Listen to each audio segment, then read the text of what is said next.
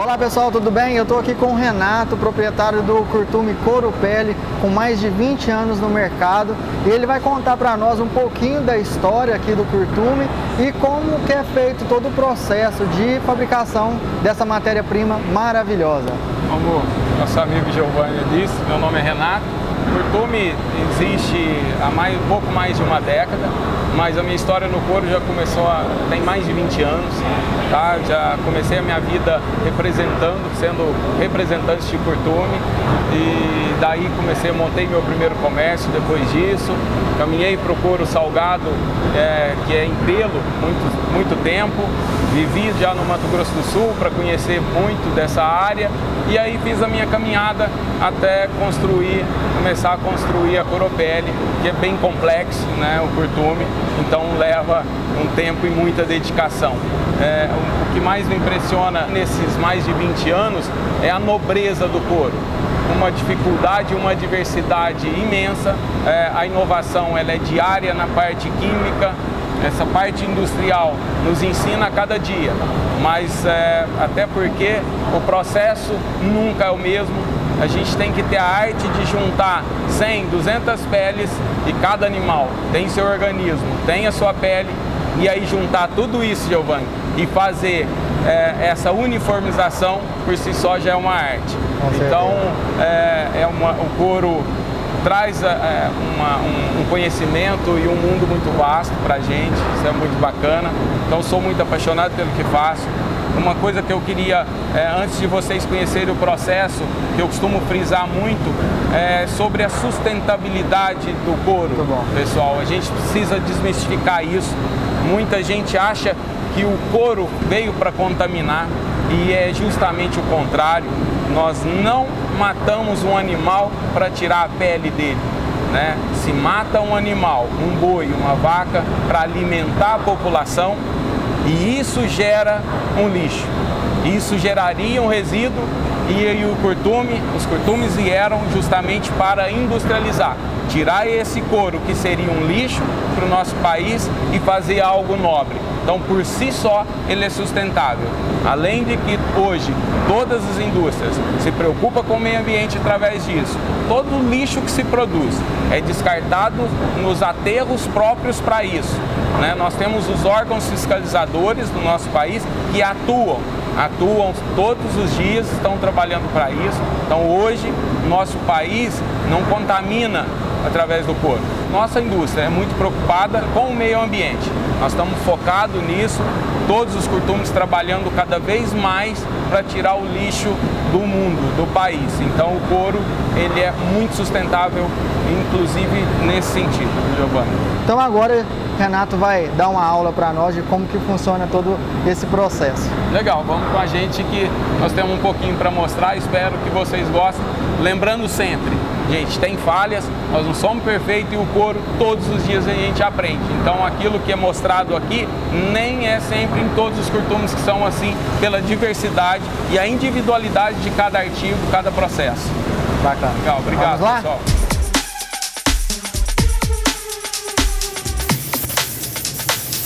Bom, vamos lá, eu vou explicar um pouquinho assim do dia a dia do curtume, tá? Do processo, que nós vamos começar aqui já a partir do recurtimento ao cromo, que é denominado wet blue. Ele tem essa coloração azul, tá? Justamente pelo cromo que deixa essa coloração. Então aqui é onde a gente começa a fazer a classificação a partir dos pedidos dos clientes e dos artigos. E cada artigo tem a sua classificação, tem sua nomenclatura de fazer.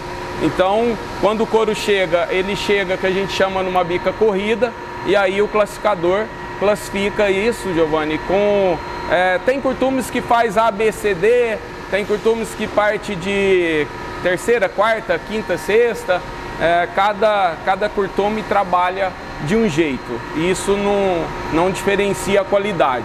E tem também o curtimento ao vegetal, que a coloração já é totalmente diferente.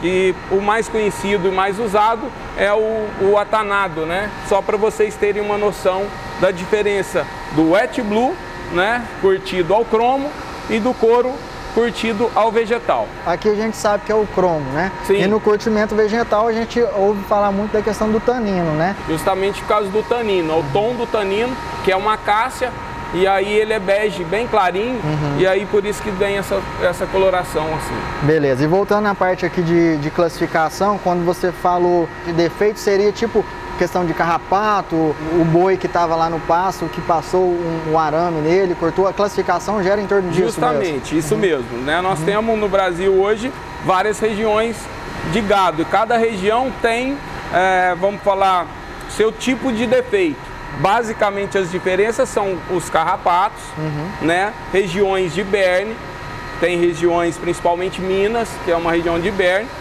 e os riscos. Tem os riscos que são superficiais, que é os riscos de árvore, alguma coisa, e os riscos mais profundos, que a gente chama ele de risco aberto.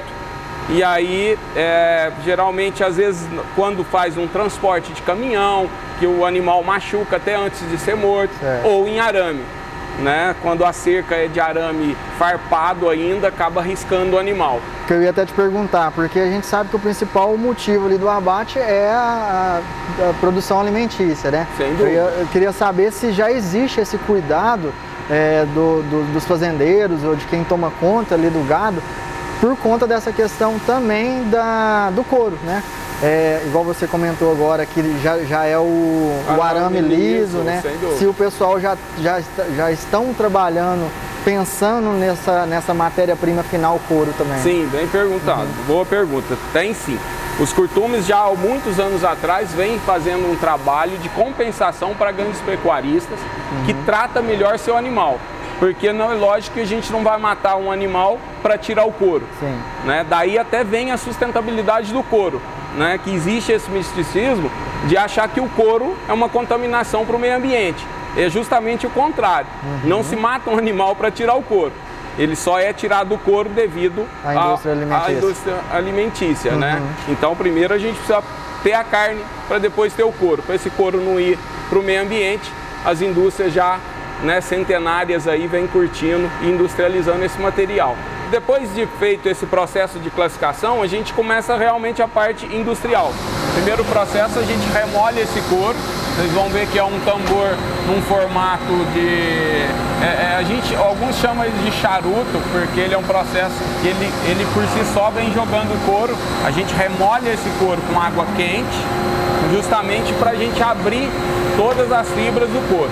Para quê? Para que a gente depois faça o enxugamento e o estiramento de uma forma uniforme, ou seja, onde todas as peles vão ser enxugadas e estiradas com a mesma pressão. Por que a gente precisa desse enxugamento bem uniforme? Porque depois nós vamos rebaixar esse couro, porque quando ele enxugar uma pressão muito forte no wet blue, que ele achata. E aí a gente deixa ele mais ou menos descansar umas 6 horas para que ele volte à sua condição normal de espessura, para a gente ter um rebaixamento bem igualitário na pele inteira. Né? Então ela tem a mesma quantidade de água no couro. Então esse couro sai bem liso para depois a gente rebaixar ele uniforme. E agora nós vamos rebaixar. O que é esse rebaixamento? O couro, quando ele é curtido lá e depois que se divide, ainda ele fica muito grosso. Né? Aqui ele vai estar com 25 a 30 linhas. E o couro, cada processo, cada couro tem a sua espessura. Para cada tipo de trabalho que pode ser feito. Isso. Então nós temos lá um couro com o Crazy Horse, por exemplo, nós temos ele com 12 linhas e temos ele com 16, 18 linhas. Por que se trabalha sempre com 2 linhas? A gente sempre trabalha com 12, 14, né? Ou 11, 13, é sempre 2. Por quê? Porque a parte da cabeça, ela é sempre mais fina do que a parte do grupom. Então existe essa compensação, essa diferença sempre de 1, 2 linhas. Depois dessa parte aqui, nós vamos tirar as rebarbas, que é o que a gente fala de refila do couro. Refila? Tá? Nós vamos refilar esse material, que é tirar as rebarbas dele, redesenhando essa pele, tá? Nós estamos tirando as imperfeições, que é essa refila. Aqui está gerando a ordem de serviço, né? Todo couro é trabalhado com a ordem de serviço. Então aqui, por exemplo, vocês vão ver já ele pronto, aqui. Então, com tudo que vai fazer no material, né? Aqui vai ser um notebook, tá? Aqui está para o cliente. Nós temos a quantidade, tem o seu peso, e daqui nós vamos começar a parte química dele. O curtume não consegue produzir pequenas quantidades, né? Fica difícil você atender o artesão justamente por isso. Não dá para recurtir uma, duas peles todos os dias. Então o que a Lederec faz? Ela vai lá, compra 200 metros de uma cor, coloca na prateleira. De cada cor, 200, 300, depende do fulão e da sua necessidade. Então, quando o artesão pede uma pele, tem que estar pronto. Na nossa cidade mesmo, na cidade de Uberlândia, nós temos um curtume lá que ele vende, mas vende a caminhão fechado, então a gente não tem acesso. E hoje a gente vê que tá tendo esse fácil acesso ao artesão. Ele quer comprar uma pele, ele compra. Ele quer comprar de uma cor, de outra, ele compra. Vocês têm pensado em algo que possa contribuir mais em relação a esses artesãos, mais do que vocês já têm feito? Sim, essa é um reconhecimento constante, né, desse mercado, vamos falar assim, que tem crescido muito, até em função dessa facilidade. Né? Hoje, isso foi uma tirada que o Lucas teve. Um dia, conversando nas férias, o Lucas é um mercado aí que ninguém quer atender. E aí onde surgiu a ideia dele criar a Lederec, que é atender realmente o artesão e está pensando só no artesão. Nós estamos na área de fulões. Só para o pessoal entender, nós temos fulões para 1.500 quilos. Então, se você jogar 10 quilos, seria 3 peles, dentro do fulão para 1.500, ele precisa de um processo químico, mas também de um efeito físico, né? Então, não tem condições de recurtir um couro, né, 5 peles dentro de um fulão. Então, nós temos fulões pequenos que faz 5 peles. Então, são fulões que trabalham já todos os dias, mas para o desenvolvimento e não para a produção. Então, para a produção tem que ser os maiores e aí precisa de uma quantidade maior para produzir. Certo. Nós sabemos que o Crazy Horse, por exemplo, que você comentou, existe aí 10 cores que a gente trabalha nele. Sim. O Sky, o verde, o caramelo, o preto, o café. Então é aqui também que é feito esse tingimento, vamos falar? Ou ele passa por um processo de curtimento aqui antes para depois ir para uma outra máquina de tingimento? Não, é aqui que faz o primeiro processo. Aqui a gente está fazendo o recurtimento. O que é o recurtimento? É onde a gente vai dar a forma dele. Se ele vai ser macio, né? Se vai ser um couro mais armado e tudo, esse é um processo químico que você recurte ele. E ao mesmo tempo a gente faz o processo de tingimento, que é o que a gente chama de depois levar ele ao semi-acabado. Né? Aqui é um processo que recurte e tinge o material, tá? Depois que a gente recurte e tinge esse couro, a gente tem que fazer novamente o enxugamento dela. A mesma máquina que a gente enxugou e estirou o wet blue, a gente faz o enxugamento e o estiramento do couro já tingido. Para quê? Para a gente, mesma função da rebaixadeira, ao invés de rebaixar, a gente vai começar a parte de secagem. Essa secagem é a vácuo. Né? O couro é estirado nessa máquina, aonde desce essa chapa, essa estampa, e aí a máquina suga a água que tem dentro dele, né? Ele começa a fazer um enxugamento e ao mesmo tempo em cima de uma placa de inox, que é onde dá uma lisura, né? Fica com a flor lisa. Sai bem mais. Isso. Essa parte, vamos dizer aqui, porque nós podemos falar que tem a parte do carnal e a flor, né? Então, e ela fica mais...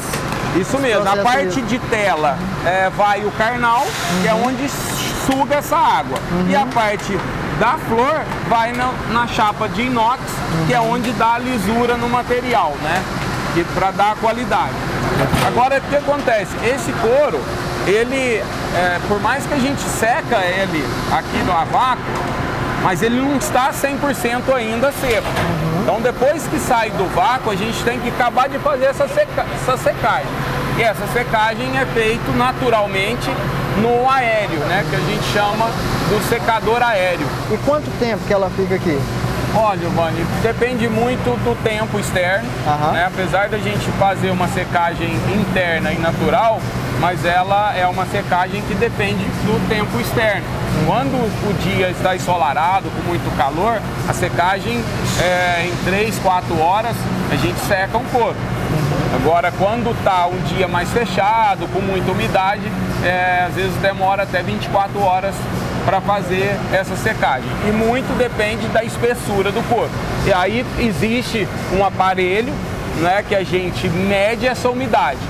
E outra coisa importante no couro, que dá a qualidade dele, é que cada couro precisa de uma quantidade de água. Então tem couros que trabalham com 25% de umidade, tem couros com 15%. Entendi. Tá? E nessa questão do acabamento, ele secou com essa quantidade, essa porcentagem de água, igual você falou. Eu falo que são 3 fábricas possíveis, porque nós temos no Brasil curtumes que só curte, que faz o caleiro curtimento. Nós temos uma empresa que só recurte e tinge, que vai só até o semi-acabado. E nós temos empresas que pega do semi-acabado e só acaba. Então tem as 3 possibilidades e existe os 3 tipos de fábricas separadamente. Então nós vamos entrar aqui para o terceiro processo, que é o processo de acabamento. Então quando o couro desce do aéreo, como ele está seco, você percebe um enxarutamento da orelha. Ele cria como se fosse uma pururucazinha ali, né? Ele dobra. Mas, porém, esse couro está recurtido, ou seja, ele está com todos os óleos aqui dentro, tá? Então, o que a gente vai fazer? É amaciar esse material, tá? Então aqui, essa é uma amaciadora, e aí esse couro é passado nela, já também com uma regulagem. Cada couro tem a sua regulagem para que não estrague o material, para que ative o óleo que está aqui dentro do recurtimento e aí volta um processo de amaciamento. Esse couro volta a ficar macio por igual. E aí dentro de acabamento, por exemplo, um semi-acabado pode ser feito vários artigos no acabamento. Né? Por quê? Porque o acabamento ele é superficial. Então você pode pegar um tom de bege e acabar marrom em cima, dependendo do artigo. Aqui nós tínhamos um semi-acabado num tom rosa claro, né? Aqui, que é um nude, e aí em cima sempre vai ser mais escuro. Né? Nós vamos ter uma cor final de um tom rosado mais intenso do que foi recurtido e tingido. Então por isso que a gente chama de semi-acabado. Né? Quando vem em semi, ele está sempre mais claro do que a cor final. O carnal fica intacto, o transporte dele é lavado, né? Então não tem a possibilidade de sujar a parte de baixo. E vocês estão vendo as pistolas, ó, pintando, tá? Essa tinta, esses resíduos que ficam no ar, ele é sugado, tá? Por exaustor, para que não contamine, né, nossos operadores e nem fique no ambiente de trabalho. E aí aqui, por exemplo, esse é um processo, depende do couro, de 4, 5, 6. Tem couros que precisa dar 7 demãos de tinta para poder ter uniformidade. Depende muito da cor e do artigo que vai ser feito. Esse aqui já é um outro tipo de acabamento. Isso. Aqui nós vamos ver um acabamento em transferência com rolo, ou seja, o rolo capta a tinta e ela transfere para o couro. Tá? Então, onde tem mais solidez, um número maior de tinta, né? Essa máquina faz desde pinturas em cima, assim como passa parafina, né? No Crazy Horse também é feito nessa máquina, só que com outro momentos tipo, separados. Separado. A carga de tinta dessa molhado, máquina, né? É bem grande. Então vocês percebem que ela sai bem molhado nessa máquina. Então a gente precisa de uma parte de secagem de túnel com mais potência, né? Então você percebe que ele é praticamente o dobro, o túnel é o dobro de secagem de um túnel de pistola, tá? Legal. Então aqui, como o túnel é muito quente, o último módulo dele é de resfriamento. Então ele vem quente e esse último módulo resfria a parte de cima para não colar na mão, né? Para não sujar o material.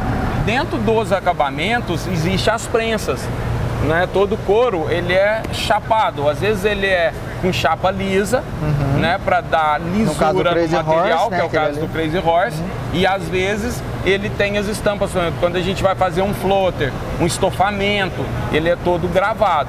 E aí você precisa criar os desenhos no couro. E aí são as prensas que fazem isso, que é um desenho colocado e com a pressão e a temperatura ideal, isso funde no couro. Então, por exemplo, nós fazemos aqui o croco, uma bolsa de croco e tudo, que é o crocodilo ou jacaré. E aí isso é desenhado nessas prensas também, tá? Então a gente grava, transfere essa gravação para o couro e depois vem mais acabamento em cima. Depois de todo o processo do acabamento, vem o final, que é a expedição. Então nós estamos aqui com a gente chama de partida, tá? Cada fulão é uma partida, né? Então nós temos aqui as fichas de processo, tudo que precisa, espessura, nome do cliente, o que vai ser o artigo, tudo. Então isso aqui, quando chegou nesse processo aqui, é medir. Nós vamos expedicionar ele, ou seja, fazer a medição, né, para mandar para o cliente.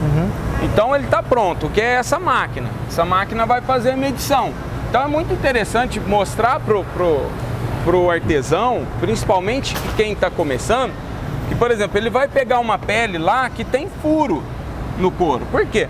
Porque o animal, quando ele é abatido e depois quando tira-se o couro do animal, algum dos processos também trabalha com um pouco de faca para tirar o couro do boi que está grudado. Sim. E às vezes existe alguns furos, que é normal. Mas o que é importante? Quando a gente faz essa medição, essa máquina, ela faz uma leitura aonde tem sombra só. Então, onde tem esse furo... Ele é retirado lá na medição. Na medição, a máquina não lê. Não reconhece. Não reconhece. Por quê? Porque não tem massa. Então, ela desconta, ela é medida só... Como você disse, se você fosse fazer essa medição, esse valor não vai ser cobrado. Esse valor não é cobrado do cliente, né? Então, ela mede só aonde tem couro realmente. Renato, então aqui a gente pode falar que é praticamente a parte final, né? Agora... Aqui é a parte boa, É a parte boa. É aqui que vai entrar o dinheiro. Então, assim, a gente mediu todo o couro e aí é enrolado, né? Esse couro está expedicionado e aqui está pronto para ir para o cliente. Toda a produção do curtume já é vendido. Todo o couro entra para industrializar com um pedido formalizado. Perfeito. Nós não deixamos nada em ponta entrega. Então é isso, Renato. Eu agradeço por você passar todas essas informações. Tenho certeza aí que os nossos alunos vão aprender muito com essa aula maravilhosa que você deu aqui para a gente agora. Giovanni, acho que eu que tenho que agradecer a oportunidade, porque a gente conhece muito pouco da área, né? Estou no mercado há mais de 20 anos, não só com curtume, mas eu já passei por várias áreas antes até montar a minha empresa. Mas é sempre muito legal passar um pouquinho do que você conhece, principalmente para quem quer começar nessa arte, né? Que eu falo que o couro é uma arte. Exatamente. Eu acho que é uma das poucas indústrias que realmente industrializa alguma coisa, que a maioria é uma fábrica de montagem, né? Existe muita indústria, mas se monta material, pega pronto. Aqui não, aqui a gente industrializa realmente, né? A gente pega um material totalmente cru, né? Chega e transforma ele nesse processo. Aqui. Então é muito legal a gente ter essa oportunidade de abrir isso para fora, para o pessoal realmente entrar nesse mundo do couro com o pé direito e que só tende a crescer, né? Essa com certeza.